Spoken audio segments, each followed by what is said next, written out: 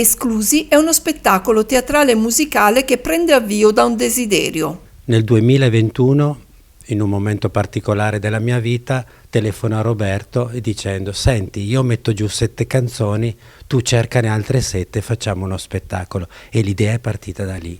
Il testo sul quale si concentra l'attenzione è quello del libro Senza diritto di cittadinanza del giornalista scomparso Silvano Gianti.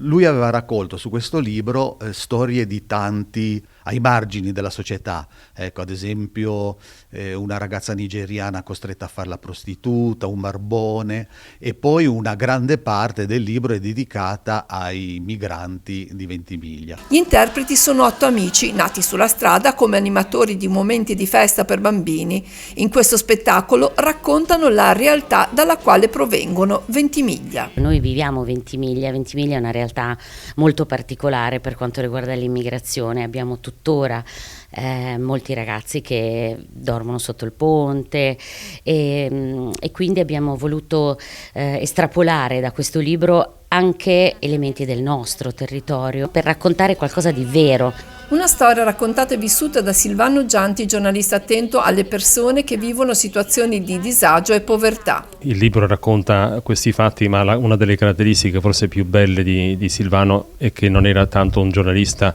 che si limitava a raccontare, ma lui poi manteneva un rapporto con queste persone. Il messaggio lanciato dalla Compagnia della Zucca è racchiuso nella canzone che apre lo spettacolo. Il pescatore di De André. Quest'uomo che si trova davanti una persona, non si domanda chi sia, però fa un atto d'amore. È quello che noi pensiamo di dover fare nella nostra vita: distribuire amore senza domandarci chi abbiamo davanti.